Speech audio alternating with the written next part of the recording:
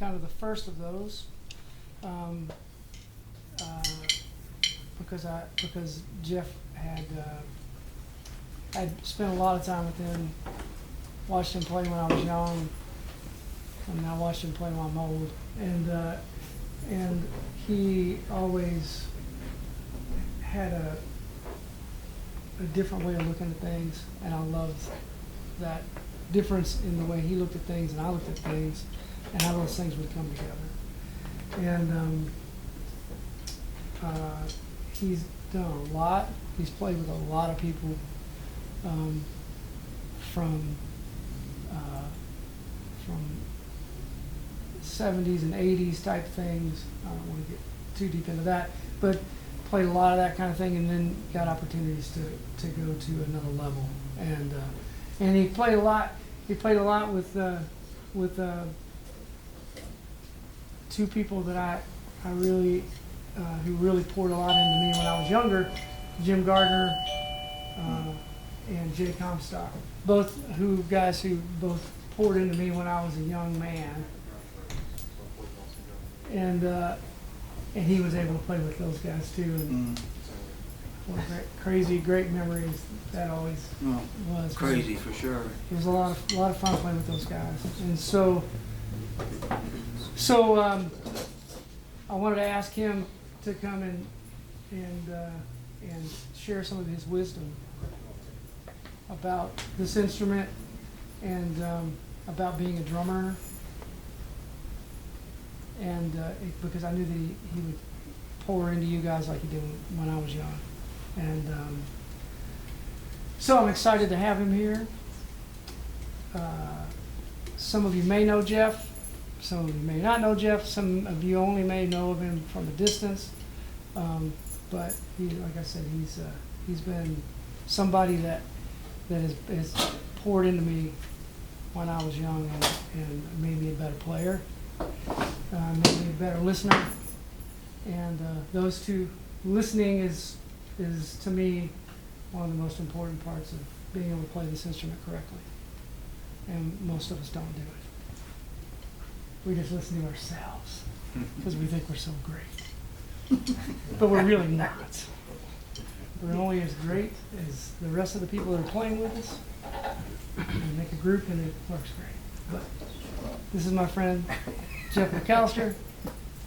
He's a DW guy, a Zildjian guy, endorses this stuff, and I'm sure you're going to go through some of that and explain some. Maybe. All right, good. Here we go. Let's hear it. I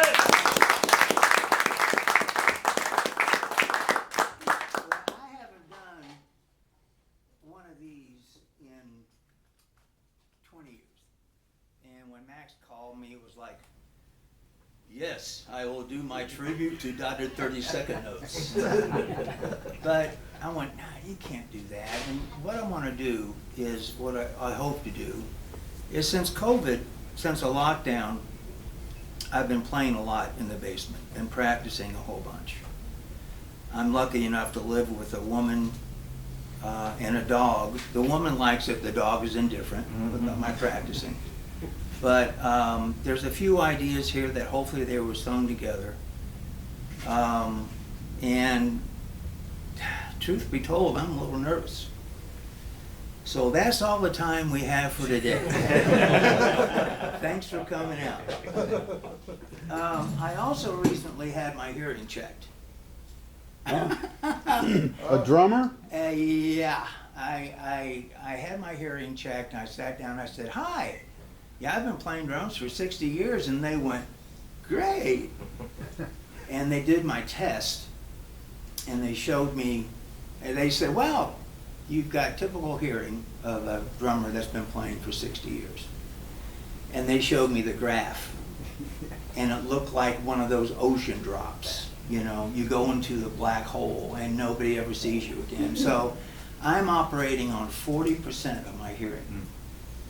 And what happened, I was 15, and I was living in Myrtle Beach, dating a cheerleader, playing in a rock band. The world was my oyster. And then living in Myrtle Beach on top of that, and I was at a party. And I was really into Keith Moon. He was my man at that time. and I had a Fender twin reverb right behind my head. And we did, a 45-minute version of Jimi Hendrix's Third Stone from the Sun. Having the time of my life, just playing and going crazy and crazy and crazy. And once again, I was 15. And I woke up the next morning and I went, my ears are still ringing. They haven't stopped. And as you guys well know, an occupational hazard, once your ears get damaged, it's easier to damage them more. So I'm gonna plug up and I'm gonna put headphones on and I'll try not to blow you guys out. Let me know if you can hear the snare drum, okay? What do you say? Left hand, all right? Yeah, Speak right. up. So, and these are DW Jazz drums. I use pretty open tuning. I have a set of collectors as well, but these things, it was weird because they've been in my basement for, 10 years. I've taken them out for a couple gigs. Then you bring them into another room and they sound completely different. And it's like, oh, really? So, I mean, they're pretty open. I like the drums to breathe a little bit. The collectors I find, the other series they have, a little deader, and I use heavier heads on them. But I've been trying to change a few things in the way I'm playing. I'm playing lighter now, and just trying to have some fun, which honestly I have been.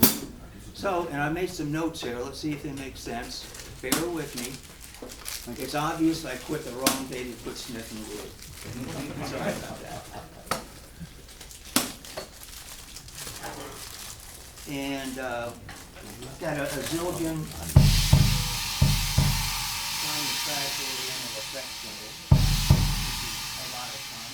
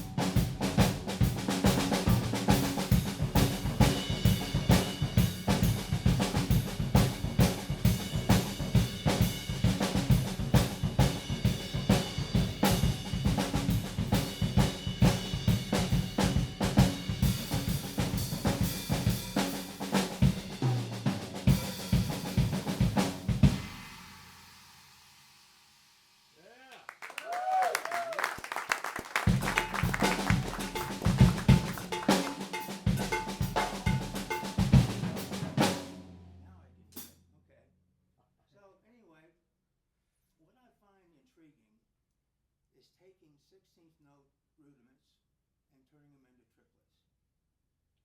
So if you take a single flam mill, I don't know why they call it that.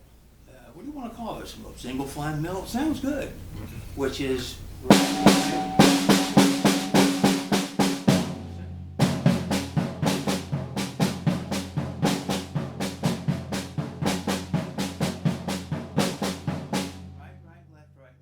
left.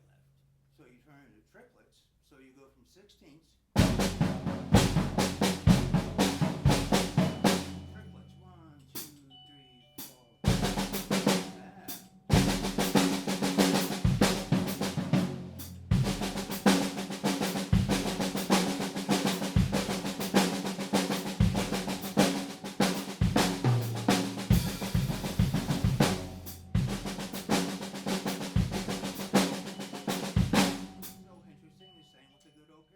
You know as well as I do, if you're a drummer, sooner or later somebody's going to come up to you and go, "Oh, you're a drummer?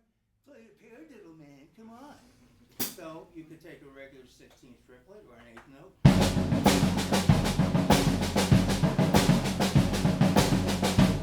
Turning into a triplet. 1, 2,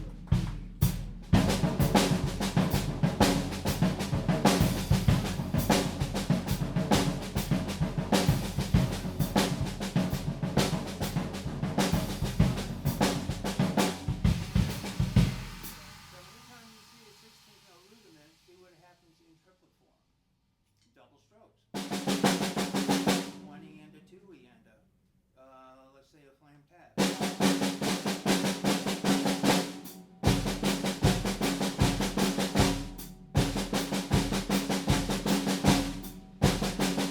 Triplets, 1, 2, 3, 4.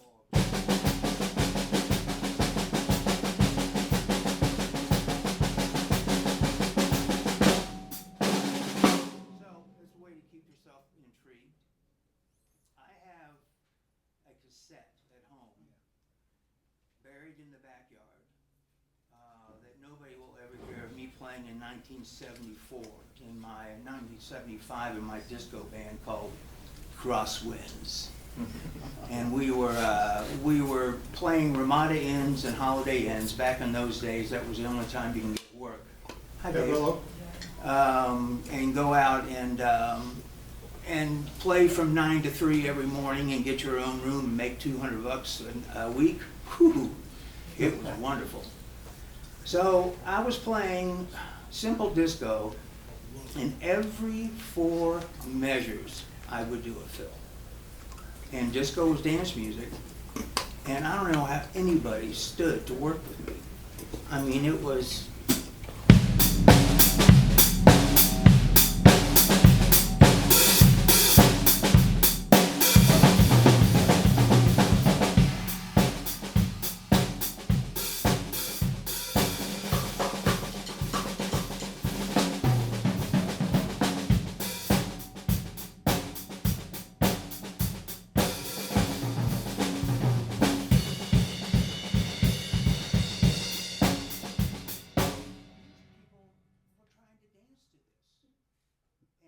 I think it's a maturity thing that you have to go through. You have to get it out of your system that playing drums is not all.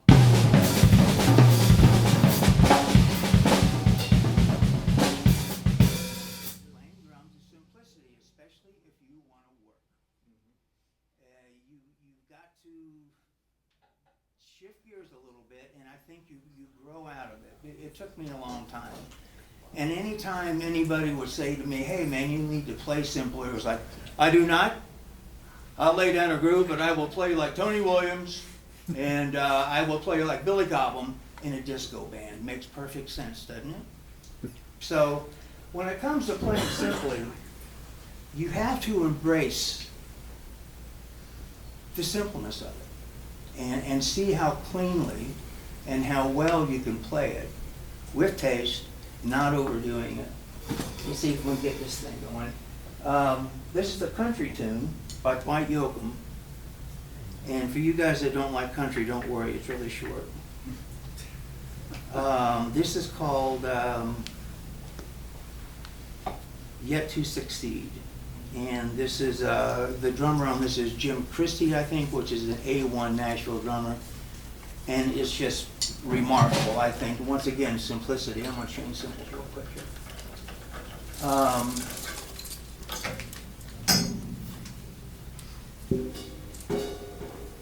This is a beautiful baby Harmon series with 3 rivets and it's got a nice little effect to it. One more time.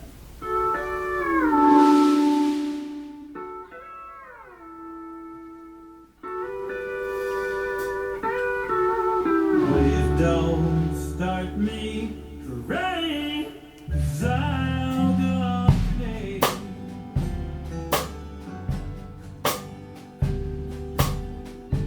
It don't take a lot, but once this starts, it stays.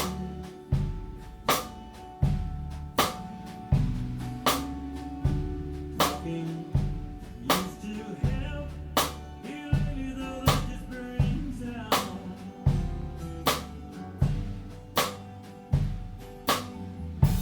I'll be fine in time, but right now I'm just trying to forget you, but I have yet to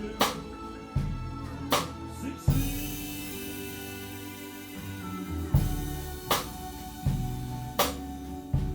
I think I'll just leave now before this hurts too much.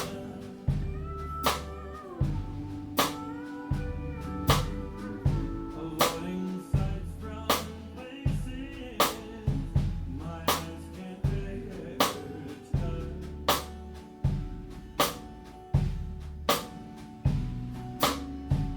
I didn't plan to see you. I saw him first.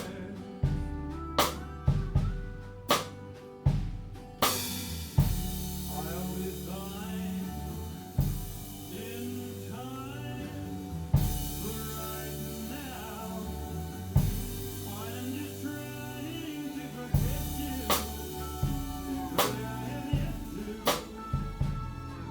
succeed. Check out this guitar solo.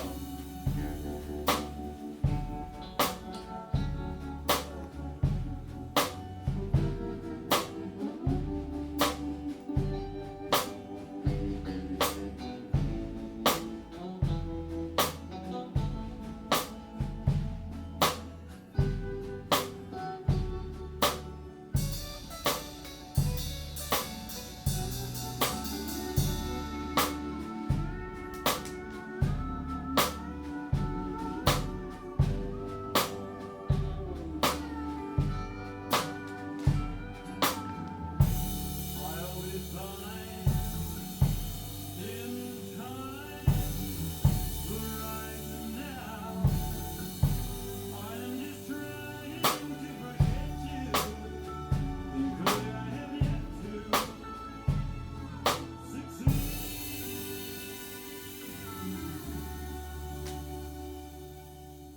Isn't that great?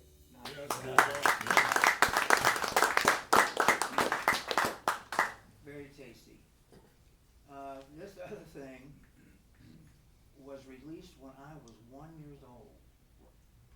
This is John Lee Hooker, a song called Dimples. And a music historian has called it the perfect 12-bar shuffle with a couple of notes amputated. And you'll see what I mean here. If I could find it.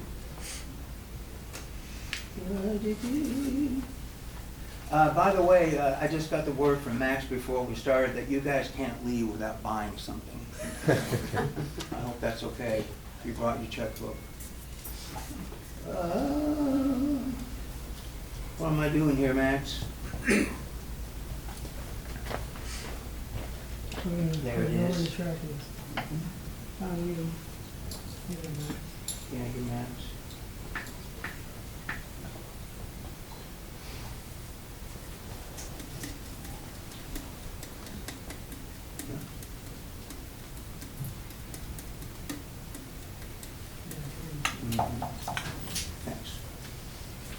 great thing about being a drummer, you could get away with being low tech. That's the truth. Some situations.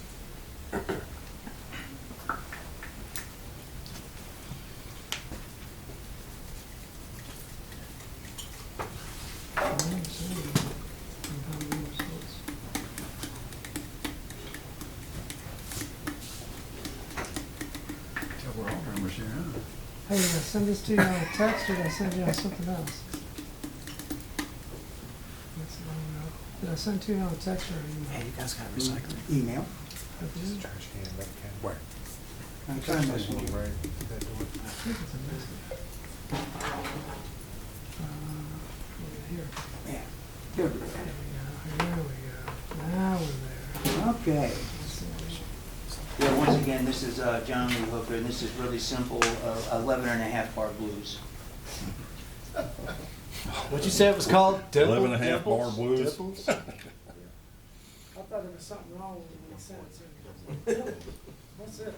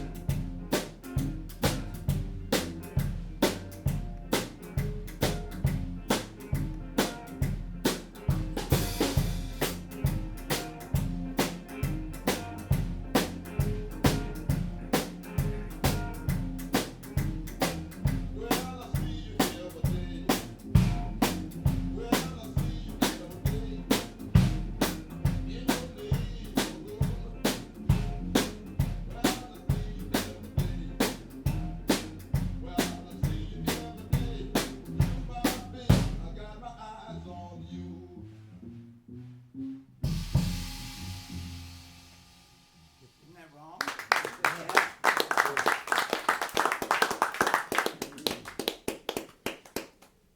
What else you guys want to talk about? Okay. I got a question. Yeah. So the change of the cymbals, is that something you would do on a gig, or you got the cymbals picked out for the gig? I'll do it for the gig. Yeah. Yeah, depending on the song. Okay. I will change them out. Yeah, once again, depending on the gig. I mean, if it's a blues type thing, I would, but not with pop or anything like that. Yeah, What kind of cymbal is that? It has the. this is a Oriental Trash special effects cymbal by Zildjian. What about this one right here? This is a Armin ride called Beautiful Baby, which was designed for the big band type of thing. Armin was a big band player, and this is part of his A series.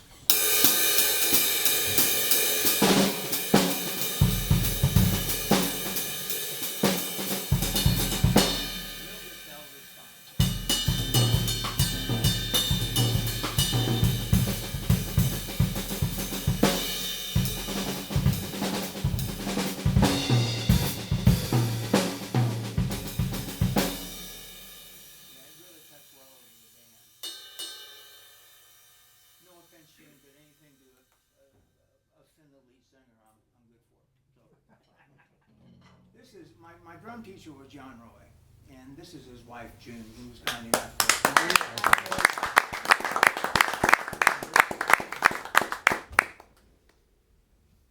Any more? Yeah.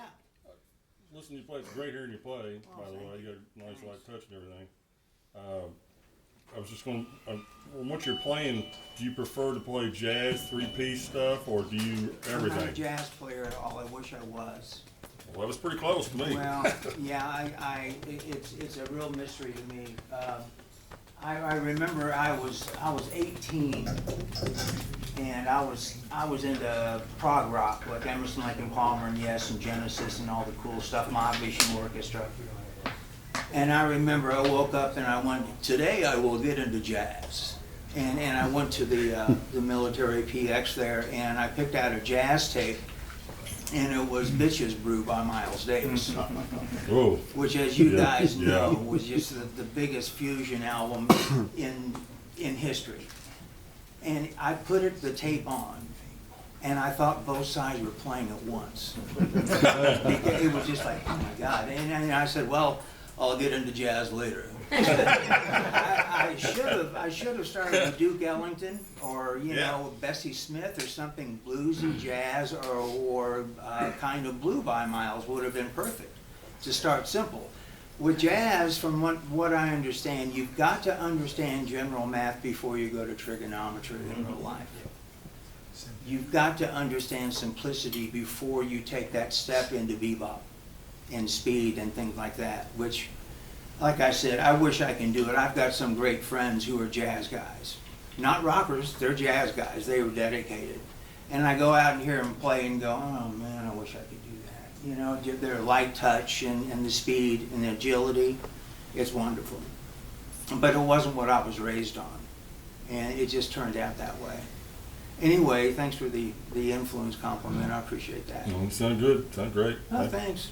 Like I said, it's really nerve-wracking doing a solo, because to do solo, to be a successful soloist, you have to do them all the time.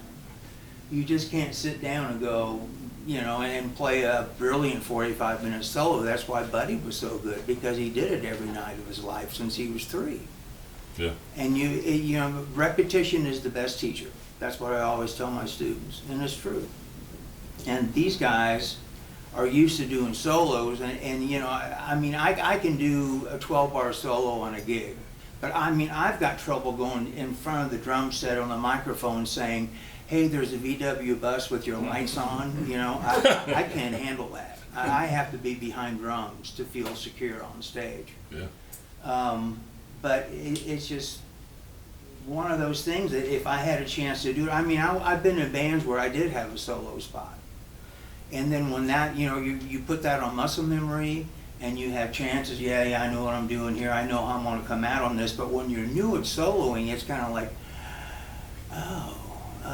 yeah, it's like a blank slate until you get comfortable with things. And so I started preparing for this about 6 weeks ago, and some things worked and some things didn't, but that's the price of being human. We're gonna make mistakes. There's nothing wrong with mistakes, they make you better. Yeah. That's what I tell my students too. And by the way, a quick plug, I teach over at Mellow and Music. Sorry, Max. I've been there for about 14 years. And It's a real cool, they do JCPS rentals and repair and things like that. It's not a rock shop. It's not a Where do you a practice wonderful that in place that like thing? this. You in the back or something? Do what? Are you in the back of that store? Yeah, I'm in a little office. I was gonna say, there's no room up front. They cleared out an office for me, and I only teach a couple days a week. But and I've been doing that. I taught at Mom's back in the '80s when they were still on Grinstead and Stilts in St. Matthew or Crescent Hill. I had 45 students a week.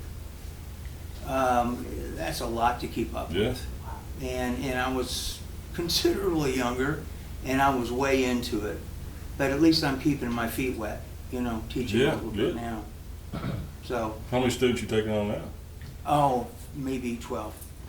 And I'm willing to take on some more, because I still play for a living. That's what I do. Cool. I play with a At this point, I play with a corporate band, wedding band, and I have to play Rollins, which is a different experience in itself. They're absolute placebos, but they have their advantages. The part with wedding receptions is complete volume control, which you can get with Rollins. You have 50 drum set at your disposal. You have a click track. You could line your songs up, with a song list, and there's a million advantages to it. But it could be frustrating. I mean, a cable could stop your performance. And I'm 50-50 with it. And I don't know, as I was telling Jerry, I don't know my protons from my neutrons when it comes to electronic stuff. So a guy named Robert Marsden's also in the band. He's been a great help to me. He used to work over far out in the keyboard department. So, any other thing you guys want to talk about? Yeah. I need to talk about the man for a quick minute. I'll pay you back after this thing. Man, it's getting old, dude. Okay, all right. Okay? All right. No, let's not. Cash up front. A long time ago, I guess I was about 23. I had a great big drum set, 24-inch kick, 2 big toms, a big Ludwig bronze snare that I special ordered from. Hello. Yeah. And I was okay. I thought I was tremendous, but I was okay. And I got a call from this guy that had a Southern rock band. He said, man, I need a drummer. We work all the time. I'll give you $300 a week. Living at home with no bills back then, $300. Man, it's good. Yeah. Huge. So I'm going out playing the gigs, and I'm thinking I'm a rock star. And on the way home, he goes, Dave, man, I really like you a lot. I said, but he said, you got 2 weeks to learn how to keep time, or I can't use you anymore. And I almost went, well, I can't use you. But then I said, okay, I'll give it my best shot. What'll I do? I forgot who I called. They said, call this guy. I went and took a lesson, and he said, okay, look, you're going to get page 1 of stick control. You're going to get a metronome and put it on 60 beats per minute, and they're going to do that page 1, each line 20 times for an hour a day. And you're going to count when you do it. Okay? This happened. Mm. And I did that. 2 weeks later, the guy said, man, I don't know what happened, but you can stay in the band. Now, I didn't become perfect, but I got better. And he also said, count while you're playing. And I don't know if that's good advice for anybody here, but it worked for me. And, I'm not John Bonham, but I still play. And a lot of that has to do with this guy from that lesson. Well, good. Thank you. So, thanks, Who are man. some of the people that you work with?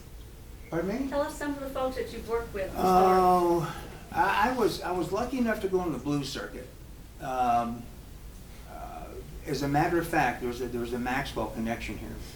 I was teaching at Mom's once again when I was in Grinstead, and this guy named Lonnie Mack called, wanted to talk to Marvin. He was looking for a rhythm section, and Lonnie Mack lives up in Indiana, and this bass player and I were playing with this great little blues band around here called the Mighty Water Kings back in the 80s. One of the most delightful experiences. It was like being in a boys club more than a band. And Marvin recommended us the rhythm section, and so I went and I stuck it out, and it was a tough gig. When I was in a band playing copy material of Lonnie Mack, we were doing several of his songs. And you think, oh my God, this is going to be great. This is going to be limos and Learjets. It's not. It's hard knocks and dirty socks. You get beat up a lot. I was playing with guys who were 25 years older than I, and I don't know how they put up with me. I really don't.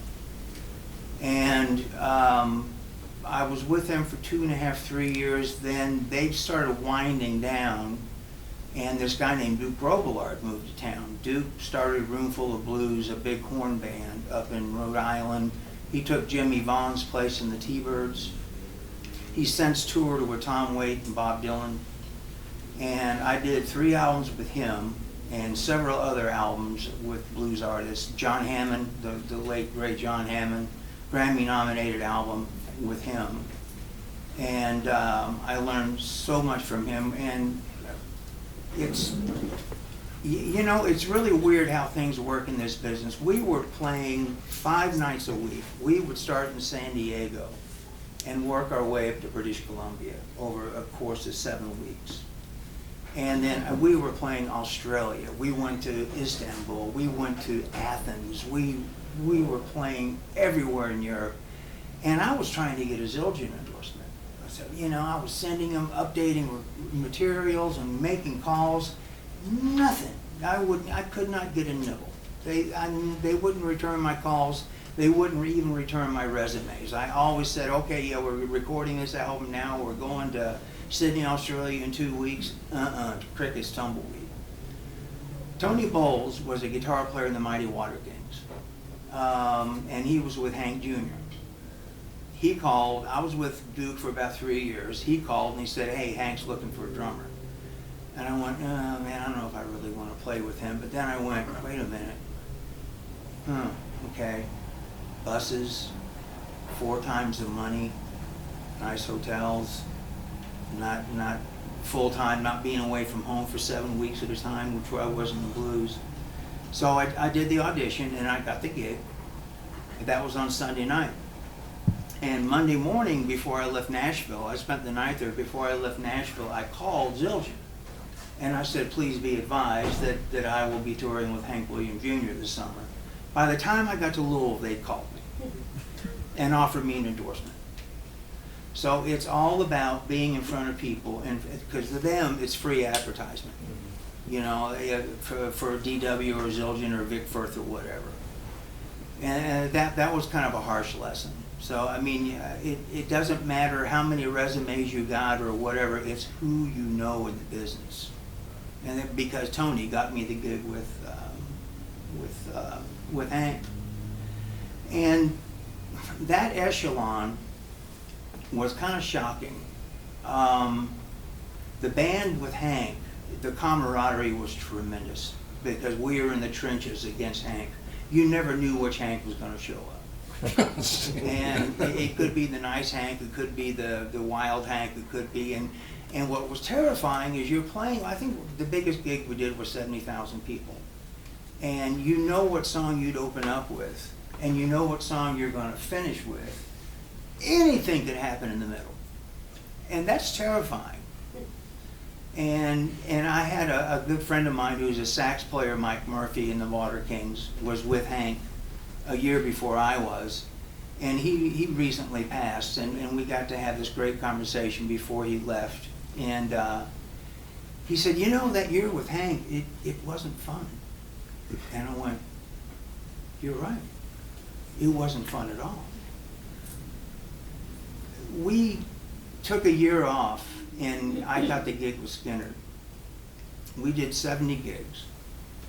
And 70 days, I woke up in my bunk wondering if I still had my gig. And when you're away from home for 2 months, that's harsh reality. Yeah. That's really difficult. When your family's at home. I mean, on my days off, I would hang out with the accountant. I wouldn't hang out with anybody in the band. And it was a great gig with the money and the buses and the flying. We even had somebody doing our laundry for us, and per diem.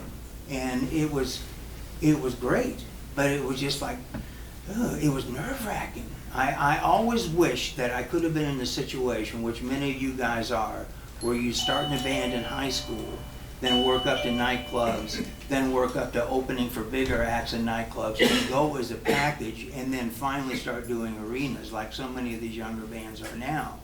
I've never had that luxury. I was always a hired hand. And it's difficult. There's nothing, it was, I mean, with Skynyrd one night you were We've been looking for you forever. You're the best thing that's happened to this band, brother. We love you. And the next day, you better watch yourself, man. You know? So what was their reasoning for that? You know, I hate to stereotype, but I think the whole Southern rock genre is a different animal. I mean, before I was in the band, they had cocaine per diem. They would have to pull the buses over to the side of the interstate so they can get out and fist fight each other. Oh my gosh. Now, this is the type of stuff I want to live with, you know? I don't think so. You didn't And- do that, I guess. And it was just like, oh, so harsh, and I didn't have anything in common with these people. And you guys have seen the movie Stripes, remember the Bill Murray movie? Yeah. Well, and there was a scene where they were getting to know each other, and this guy named Francis, Yeah. so you call me Francis, I'll kill you, you know, that guy. And Bill Murray says, you, Lee Harvey, I wanna party with you. And we had to register under pseudonyms because of their maniacal following. We had Jim Socks, which was Johnny Van Zant, and I decided on Lee Harvey. I just thought, oh, that's Lee Harvey. Yeah, everybody can remember that. They didn't make you Patsy, did they? Yeah, and they came up to me and went, hey, that's kind of sick, isn't it? They didn't see the humor in it. I mean, humor. And another thing, oh, well, you got me going now. Okay. If you were found to have a beer after the gig, you were in deep water. But you were more than welcome to smoke your body weight on a daily basis in reefer, which didn't make a whole lot of sense to me. Those guys didn't drink? No, not at all. But with the exception of the lead singer, he could drink Jack Daniels and do cocaine on stage for medicinal reasons. Because it was good for his vocal cords. Hey, Jeff, Yeah, man, I seen y'all play at Freedom Hall, man, this was back in the 90s. yeah. And y'all looked like y'all could have pulled a pin out of your asses, y'all were so tense. He was going, what's his face, Hank Jr. was like, a part of the show where he started doing some Aerosmith, and he was like, and he was doing this number, man, and you could tell he was wiped out. You never. And I Yeah. said something to you after the show, man. What was that pressure? I mean, you're in front of your hometown. And, Oh, Freedom Hall. yeah, Yeah. man. I think y'all were opening up for like Skynyrd or something like that. It was like, Yeah, well, the Yeah, first man, it was first pretty year I cool, was man. with them, that's how I met the guys in Skynyrd. We opened up for Skynyrd. yeah. Yeah, for But, man, he 60 was days like, or man, he was whatever. putting y'all through the ratchet. Yeah, you never knew. Yeah, like I said, you don't know. I think that was Hank number 19. We used to get him numbers, you know. But yeah, another thing you have to face too, an unfortunate reality of this business is you're going to get fired. When it happens to you the first time, be it on what level you're on, it's devastating. Yeah. Because if we didn't have egos, we wouldn't be playing instruments. Hi, Rick. How are you? And or getting fired. I remember I got fired from Skinner, and I remember calling my guy at Zildjian, saying, "John, I got fired." And the first thing he said to me was, "Happens all the time. It happens all the time." And I didn't lose my endorsement. They've stood next to me through thick and thin. They've been great. Same with DW, same with Vic Firth. They're really, really good people. You're gonna fail at auditions, which will crush it. I failed. Bob Ramsey and I, everybody knows Bob, we went down to audition for Leon Russell at his farm in Nashville. Bob got the gig and I didn't, which crushed me. I auditioned for Peter Frampton. He went through 16 drummers in 2 days. And he stopped me, I think I got through 2.5 songs before he stopped me and said, "Thanks for coming down." It was in Nashville, SIR. So I didn't get that either, which would have been cushy. His gig was 3 weeks on, $1,000 a night, a week off. Which I thought, well, yeah, I can handle that, that's good. But it didn't happen. But it was meant to be because the guy that he hired was fired after 2 weeks and got his old drummer back. So, and it happens all the time. in Nashville, but when it happens to you, it's personal. And there's nothing that makes you feel worse than going, oh, somebody has told me I wasn't good enough. You know, or somebody, it could have been the pants I was wearing. It could have been what's left of my hair. It could have been a number of things. You never know. Chances are they had the drummer made up before you got there. I don't know if you guys know this, but when Jimi Hendrix was auditioning drummers, it was up to 2 drummers. It was Ainsley Dunbar or Mitch Mitchell. They could not make up their mind who they wanted to fire, or wanted to hire, rather, because they were both so brilliant. They settled it by flipping a coin. Jeez. That's harsh. You know, and it's just like, oh, okay, well, think how Ainsley felt. Think how Mitch felt. Lucky quarter, woohoo! But it just, it's an emotional ride, and I could see why so many people in the music industry turn out to be schmucks, because they become callous, they become numb, they become just, I don't know. On the opposite end of the spectrum, to change the subject completely, I had, man, when the band is on and there's 70,000 people going crazy, that's a pretty cool feeling. Pretty cool. But then when the band is off and there's 70,000 people not cheering, that sucks. That's not good at all. I need to recognize somebody real quick here. Rick Mattingly used to be the feature editor of Modern Drummer. He has edited books with every drummer in the world. His first assignment with Modern Drummer was interviewing Buddy Rich. On the Voodoo Lounge level, tour, the Voodoo Lounge tour with the Stones, Charlie Watts granted 1 interview, and it was to Rick.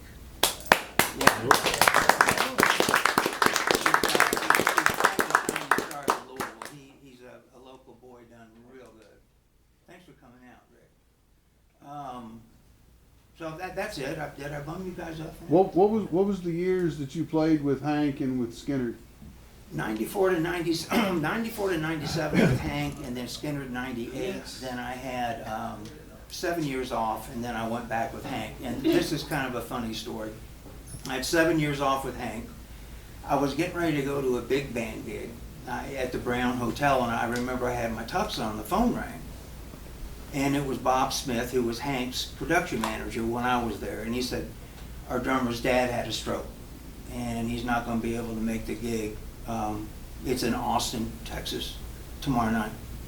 Can you possibly sub for him? And I went, well, I guess I have to, don't I? And he said, well, we got 2 or 3 new songs. Go out and buy the CDs, drive down to Nashville tomorrow, hook up with Tony Bowles, who was still with the band, which I did. And then we drove to Smyrna, which is just outside of Nashville, and got on Hank's plane to pick up Hank in Paris.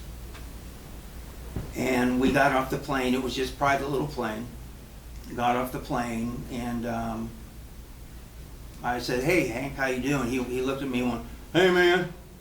And that's all he said to me for the whole flight to Austin. And so we landed in Austin. We taxied to a far end runway, and then we got a police escorted limo to this festival, a biker festival. 70,000 people once again. And after 45 minutes, I found myself playing with a band I haven't played with in 7 years in front of 70,000 people. And Hank usually did a 75 to a 90. That show he did 2 hours and 45 minutes. And with Hank, after the first song, you're going, make him stop, God, please. Because it could be terrifying. And then the reason I went down to Nashville is Tony's wife. They were overdue with the first kid. And so he didn't want to miss the birth. So he flew back with Hank. I wanted to drive back from Austin to Nashville to hang out with a band who I haven't seen for a long time and drink some beer with them and catch up. And on the flight back to Tennessee, Hank said, you know, I was a little nervous about that drummer, but he seemed to know my stuff.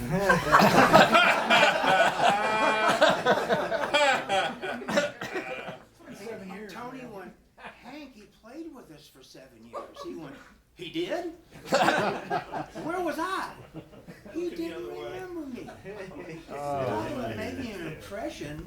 It was just like, dude, but that, the first encounter with an individual who literally, and keep this between us, who literally doesn't know how to care about anybody else. That's just the way he was raised, you know, and he literally doesn't know how to care about other people. And that's why he could let people go. I mean, with no ceremony whatsoever, he let go of his keyboard player and his bass player who was with him for 23 years of their life. Wow. And he got a phone call from management saying, yeah, you're done. Why didn't he call him himself? That wasn't his job. Paid somebody to do that. Yep. Yeah. So, with Hank Jr., when you were in the band, did you guys do any Hank Williams senior songs and put drums to it? Because there weren't any drums in his dad's band. Elijah. Nothing else? Maybe where that thing he had tear in my beard 'cause I'm crying over you, dear. You know, The one the thing where he he found did the with the recording video. and made it? Yeah, yeah. What's that? 2/4. Oh, absolutely. A really hard 2/4. Hank had 412s under my drum riser, and there was 12 feet from the drum riser to his vocal mic. His dB level from his guitar alone was 124. Oh my God.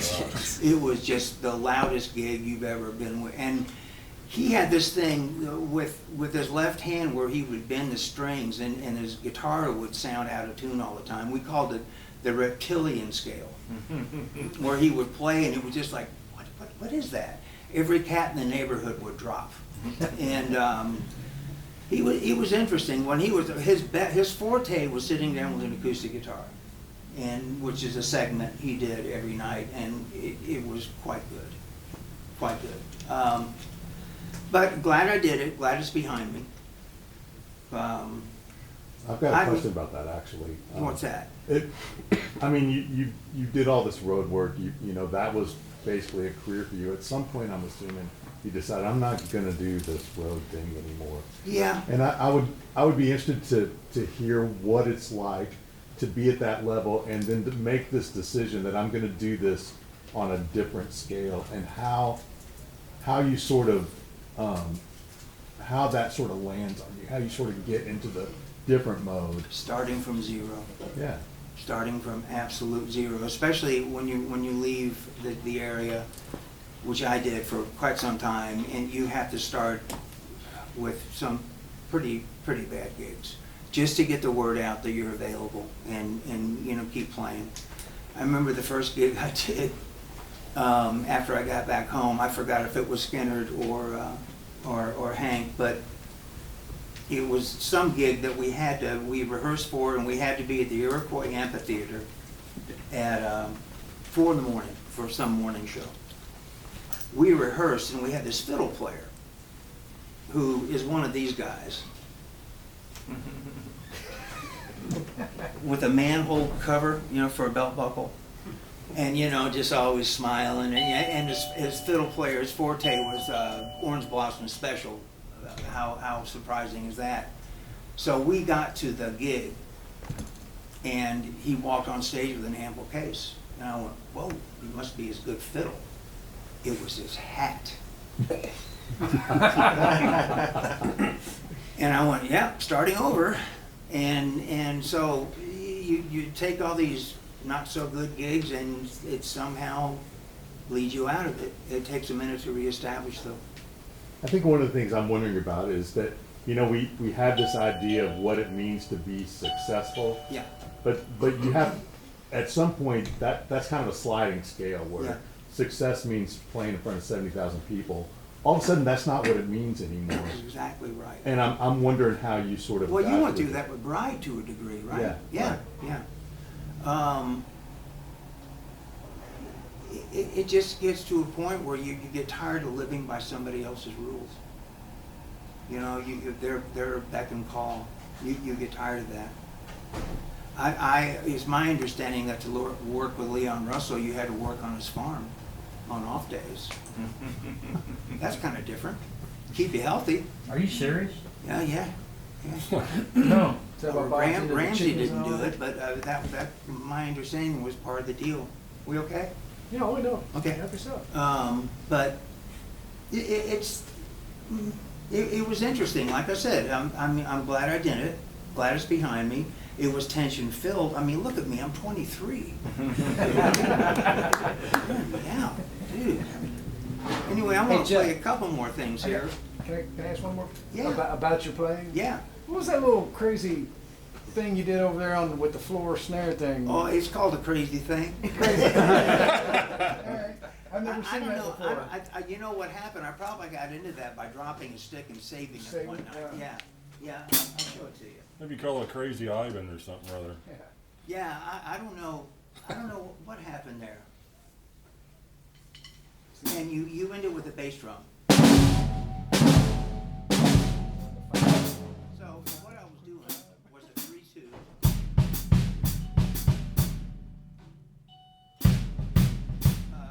3-2 between my snare and my hi-hat. 8th notes triplets.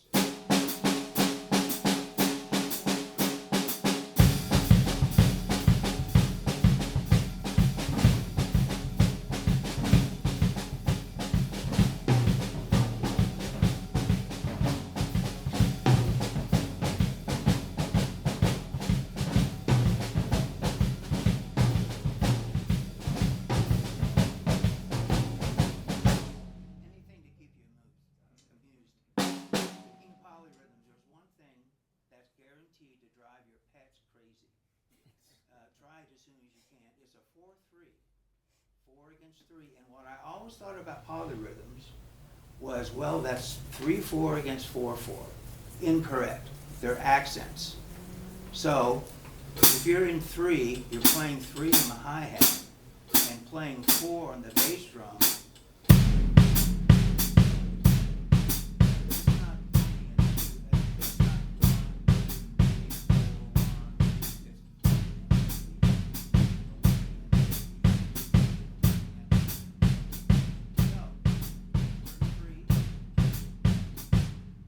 Put paradiddles against that.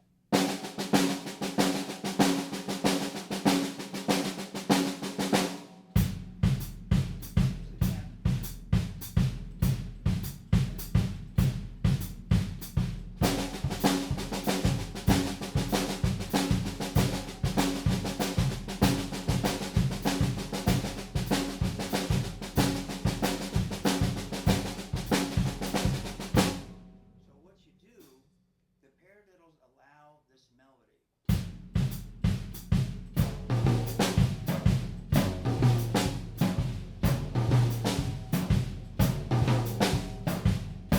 It's very tribal. So, and you're playing open-handed.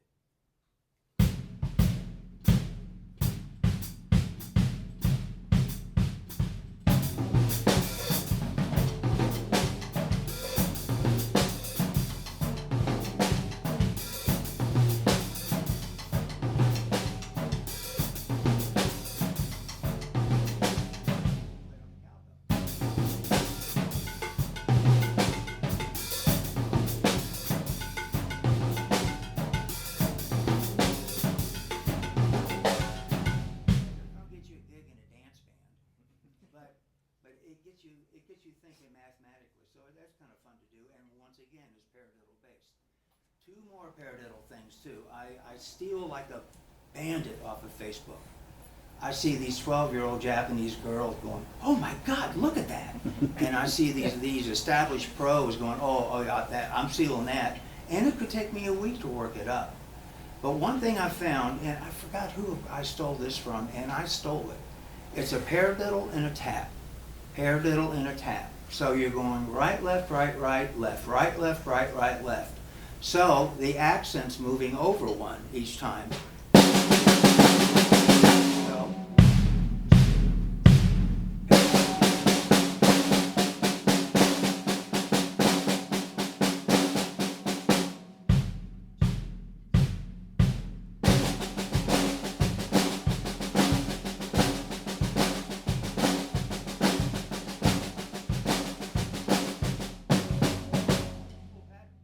then you switch it up on your toms.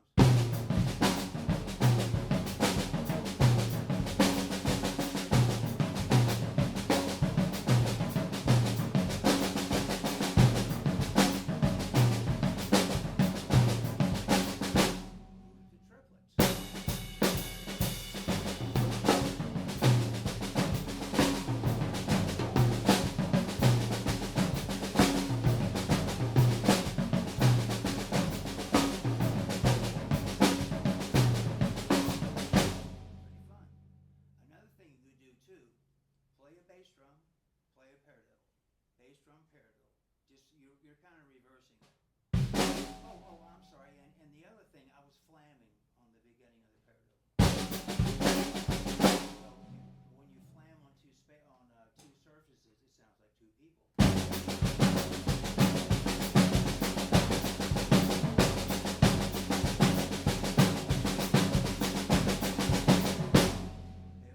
Put a bass drum before a flamadiddle, bass drum, flamadiddle.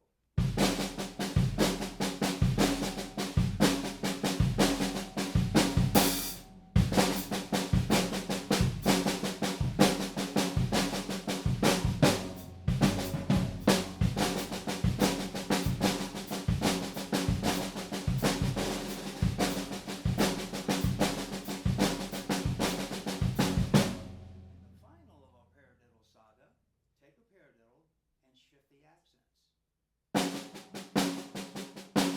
All while keeping a paradiddle form. To your hi-hat.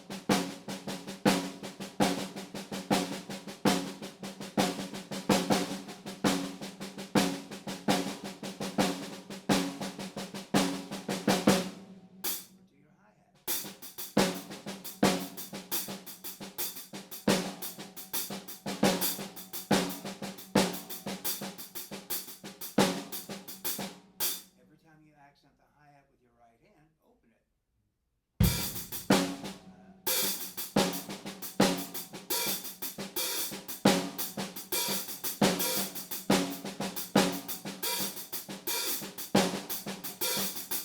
Take a minute, put a boomba, which is this Latin groove.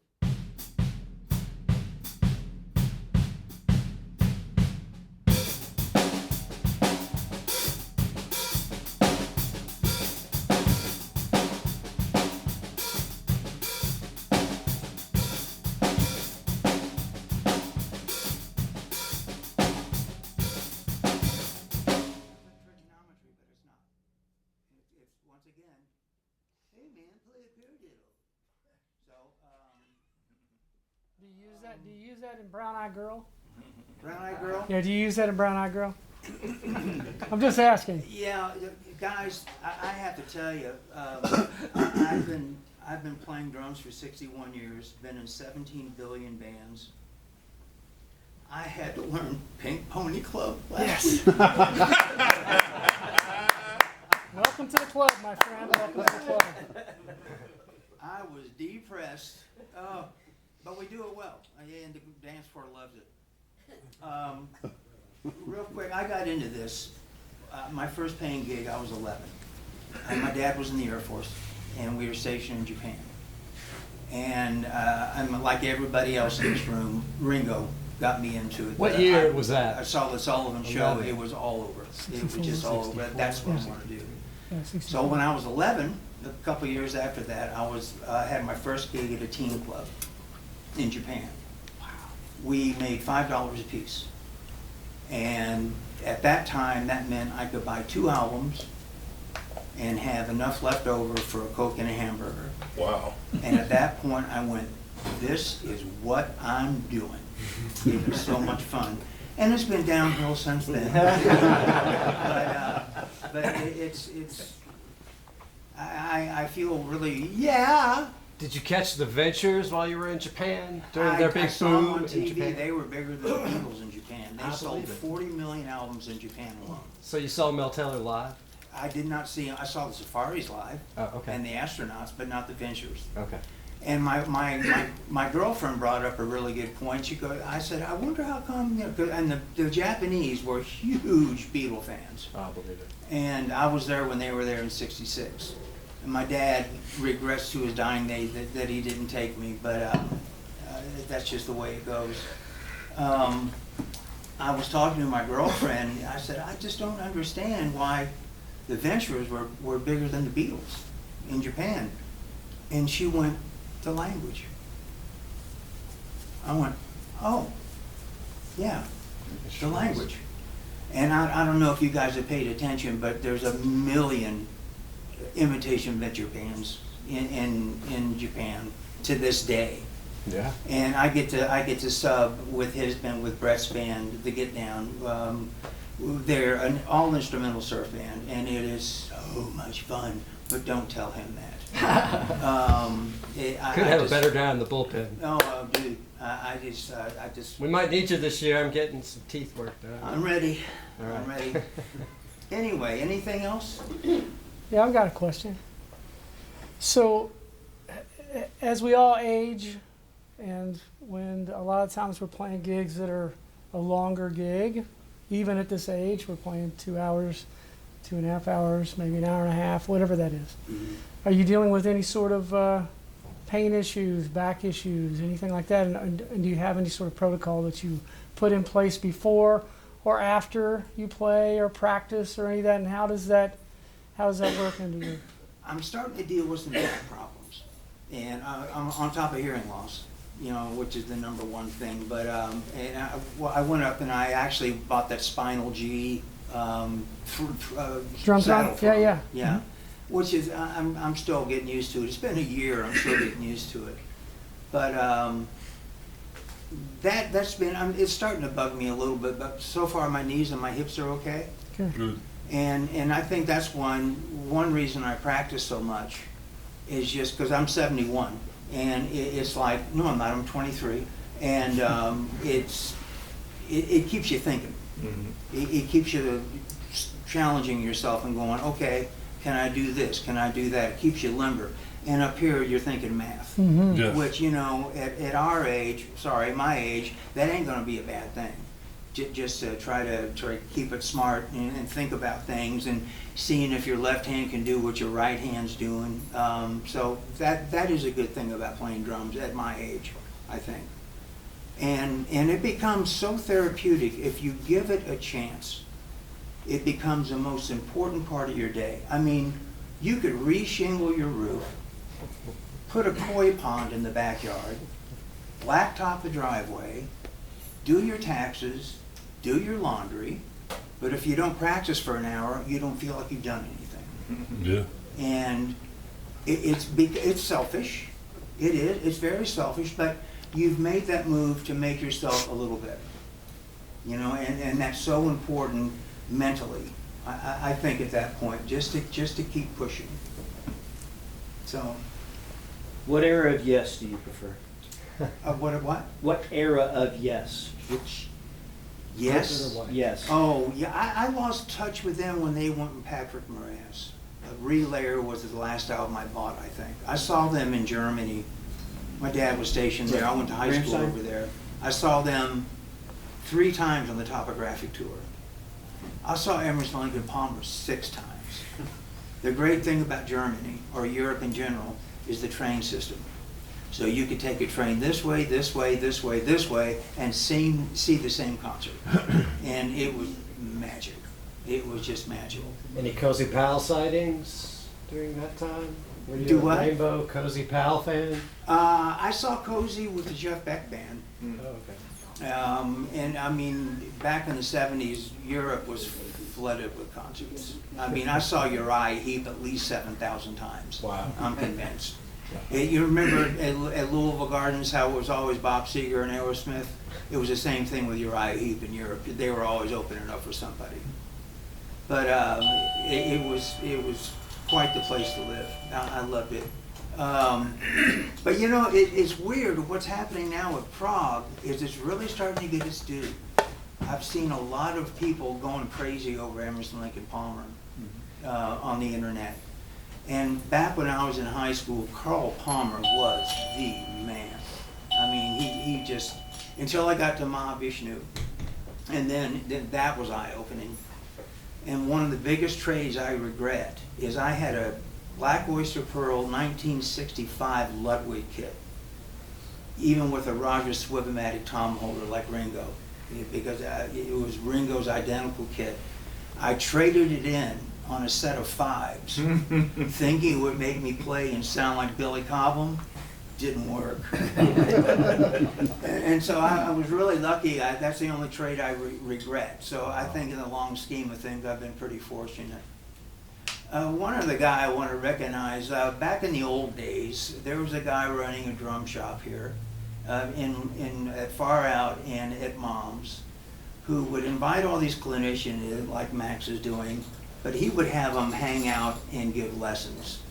Peter Erskine, Casey Sherrill, Steve Smith, Ed Soph. And anytime, when I was growing up, before I went on the road, anytime I had a question, this guy was my go-to guy.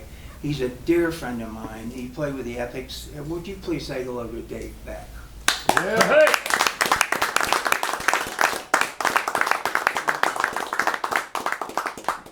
Dave is my hero. He's helped me out in many, many, many ways. Anyway, anything else, guys? Back in late May of 1997, they were starting to build Joe's Crab Shack. Yeah. They had Rockin' on Riverfront, and I think you were playing the show with 38 Special when Gary Moffett debuted as their new drummer, because you just come off the road with Skynyrd or somebody, or you were in town playing because Dallas Moore was on that bill. Dallas Moore, yeah. I wasn't on that show. Okay. Yeah. But anyway, I seen Gary Moffett come out, and he just turned loose, and I thought, oh my God, this guy's intense. And he was muscular, just a big guy. So a year later, they're playing in New Albany. And I got to meet him, I thought, man, this guy's really super cool and humble, totally different than what you would think, because he hits so hard. But is there any drummers out there you think, man, this guy could tear your head off, and they blow you away because how really, really nice they are? Oh yeah. The majority of people I've met have been sweethearts. The only reasonably difficult guy has been Bo Diddley. He was a little touchy. I never played with him, but just to be around him, he was a little bit. I mean, I've been so fortunate. Yeah, and you know, we've all gone to PASIC, we've gone to NAMM, and we've got to meet our heroes. I mean, Steve, when you listen to these guys like Steve Gadd, and you know, us being nerdy drummers, we get into them so much, and they turn out to be sweethearts. It's such a wonderful thing. And 99.9 of the drummers I've met, I'll tell you one more funny story. I'm a big fan of Americana music, as you could tell by the songs I played along with. And I was a big fan of the band. And Levon Helm was playing at Stevie Ray's back long after the band broke up and after his throat cancer diagnosis. And at Stevie's, the Levon Helm band, I went, oh my God, I met Rick Danko before. And I met him 3 times, and every time he didn't remember meeting me. And I went to see Levon. It was, you know, $30 to get in or something like that. And I happened to have his book he wrote about the band called This Wheel's on Fire. And I just happened to have it with me just in case I got a chance for him to sign it. And his daughter Amy was fronting the band. And they took a break. And I went out front to talk to the sound guy at Stevie's, and he introduced me to Amy. And I said, would you think that your dad would mind signing my book? And she said, no, go back there. And so you guys have been to Stevie's, you know the Voodoo Lounge back there, and he was out there doing a subtle meet and greet. And I was watching him, and I'm an ex-cigarette smoker, and I was watching him with his throat cancer diagnosis going, is he gonna smoke a cigarette? Because he was a heavy smoker. And he didn't. And I went, oh man, that's great. And so there were a couple in front of me, and his road manager came up and handed him a cigarette. And I said, well, you know, he's been a lifelong cigarette smoker. Let him have his cigarette on break, you know. And so I finally got up to him. I said, hey, Levon, my name's Jeff. I used to play with Lonnie Mack. And he went, oh, Lonnie, I love Lonnie. He's such a great guy. Man, Jeff, it's really, really nice. And he lit the cigarette and he handed it to me, and it was a joint. And instantly, I went, cost to see your hero, $35. Bar tab, $40. Smoking a joint with a drum hero, priceless. And so I went, yeah, okay. And I don't smoke pot. So I took a couple hits. And he signed my book, Never Let 'Em Get You Down, which I thought was brilliant. And so I went back to my seat, and all of a sudden, my face started melting. I couldn't stay for the second set. I had to go. But they did a version of Hound Dog by Big Mama Thornton. It's easily the 10th greasiest song I've heard in my life. He was playing his butt off.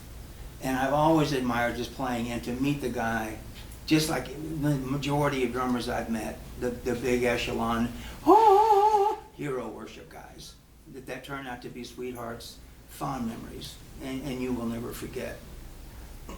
Levon Helm played Loretta Lynn's dad and Coal Miner's Daughter. That's right. With Sissy Spacek. And he right. did all the music. But the drum set in the 50s had a 1980s Ludwig drum head. Yes, it did. No! Yes, it did. But It certainly did. Yeah. he knocked that out of the park. That whole, he acted. Yeah, It he was did. great. And he was in the right stuff as well, the Tom Wolfe thing about the astronauts. Ah, what did he Yeah. play? He played one of the pilots. Played, I forgot the guy's name. The hero of the X-15 breaking the sound barrier. I think that may have been his first movie. I don't know. Anyway, he was a sweetheart, and smoking some pot with him, I just couldn't pass that up. You know? See that? Yeah. Anyway, buy something before you leave. Oh, wait a minute. Emma, you still over there? No. This is what you're talking about? I think she left a while ago. Okay. Yeah, she left. Thanks for coming out. And let's hear it from Max.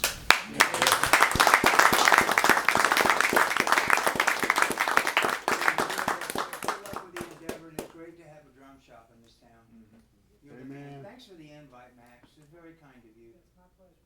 And yeah, and next time I'm gonna, you know, if he asks me back, I'll be sure to work on more of a solo thing. It's just like, Wasn't nothing wrong with what you did. It sounded great. well, thanks. Yeah, it's nerve-wracking.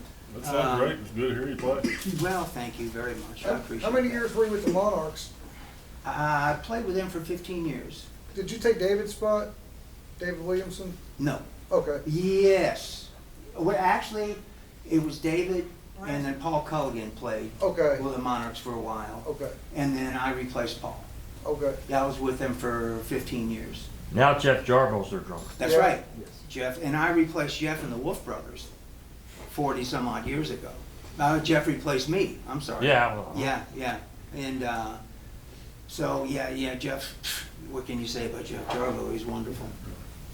Did you do that did I see you do that cowbell thing like over your hi-hat? Where you have like 3 cowbells? I don't know if it was you, if you did that as a drummer with the Wolf Brothers. I may have.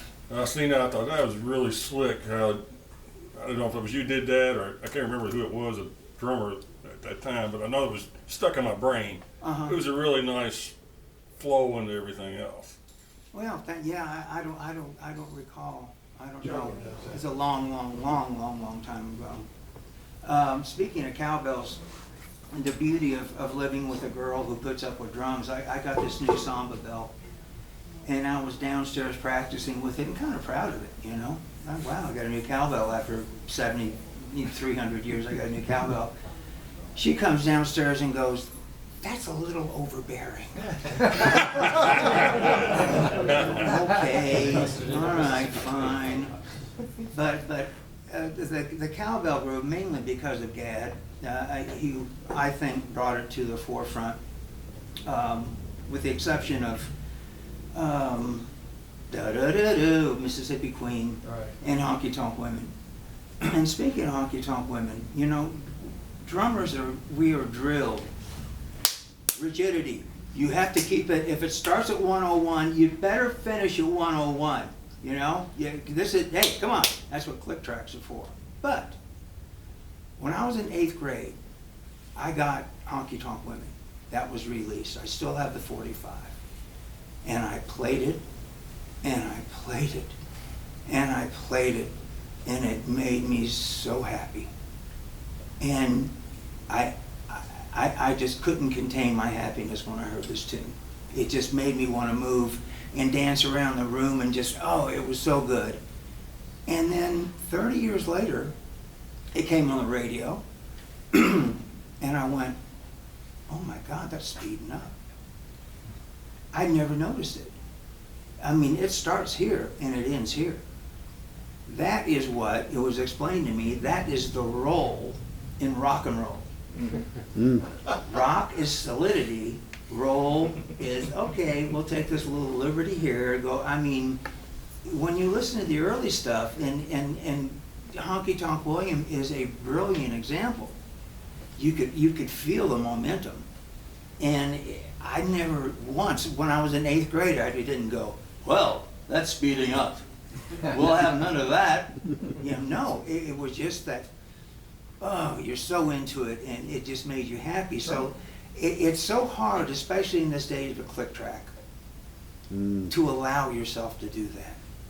To say, oh, okay, well, so it sped up a little bit, or it may have slowed down a little bit, or I think it's a little better to speed up and slow down. But I've done a ton of studio work, and 99.9% of the time I'm using a click track. With this wedding band I'm playing with, I probably use click track on about 15 songs, but there's all the real rigid Beyonce stuff, the newer stuff. But I think we can afford to give ourselves a break. You know, we're not digital machines. We have good days, we have bad days. We don't have enough coffee, we've had too much coffee. We just got in a fight with our girlfriend. Yeah, I didn't like my lunch. I didn't get enough sleep. It's biorhythms. We're not machines. We have to, and I have to constantly remind me of this. There's this great clip I put on Facebook of George C. Scott from some movie he was doing, and he's sitting there going, turn it off. Turn it off. Turn it off. And it makes me feel like I was watching last night's performance, because you expect to be absolutely perfect. Guess what? You're human. It's not going to happen. And I think we need to sit back and go, oh, well, you know, that's how it goes. Yeah, it just, we're not machines. You know, we're not a click track on our phone. We try to be. It's important to know how to play with the click track.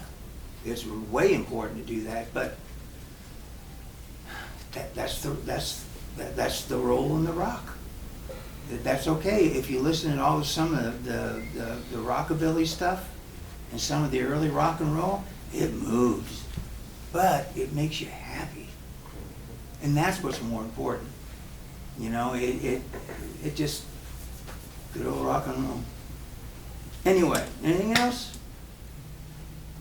Fine. Thanks for coming out, you guys. Yeah.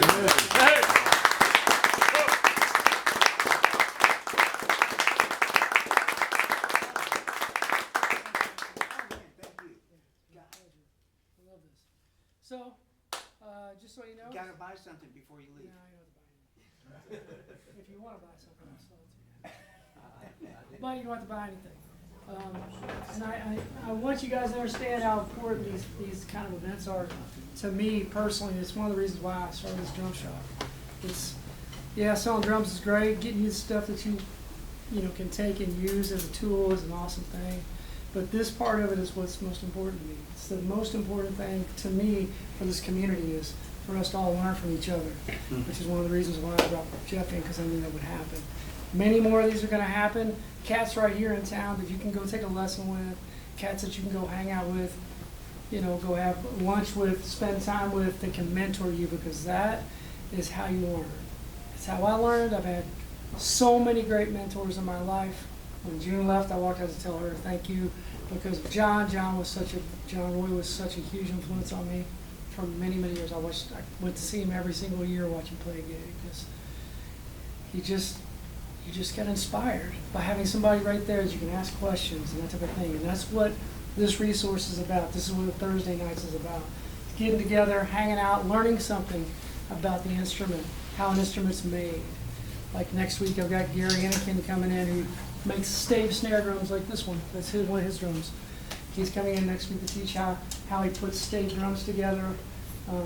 He'll have a few drums. He's building me a drum. Hopefully it'll be done by then.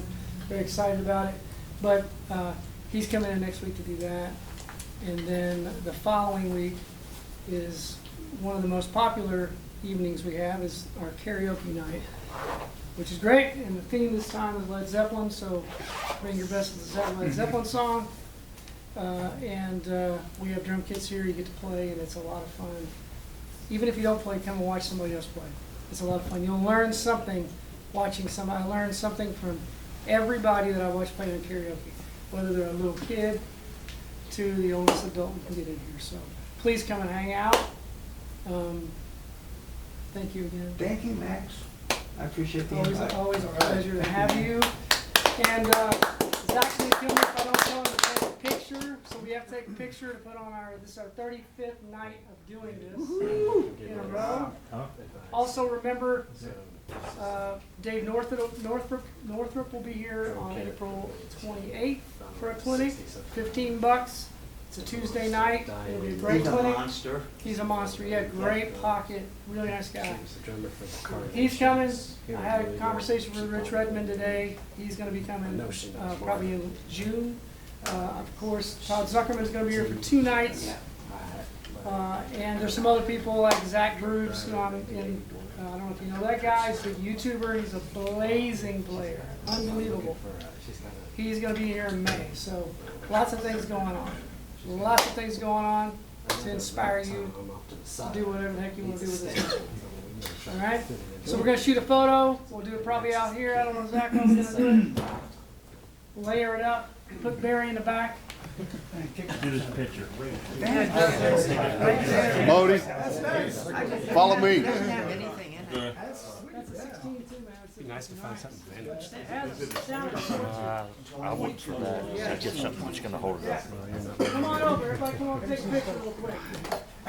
The internet stars. I like it. Thank you, sir. Look like you're borrowing grumpy old man. I could be casting that movie sometime. Some days. That's what it is. Trying to be like you. I'm trying to be like him. I know him. He was on the cast of the You doing all right, buddy? I'm doing great, man. I was hoping you'd be here. Just stand up on a chair. What do you do? Y'all stop was Excuse me. heard y'all was Where you at, Jeff? Come up this way. You come around. You're the star of the photo. Huh? Yeah, come around. Nothing too. I know nobody wants to look at your picture, but We're going back down to we'll Ernie's. put you in front anyway. Eventually, Back, man. How far can you get this? I got hit. You're gonna have to get up on the chair. Slide in there, guys. Yeah, had to get cut off. Say cheese, Modi. All right, everybody put your hands up, thumbs up, something, no middle fingers. All oh, come on. right, thank you. Awesome. Watch the birdie. How those chickens doing? Chickens are good, actually. They're all alive still. All 17. Got 4 of them left. Raising in her back.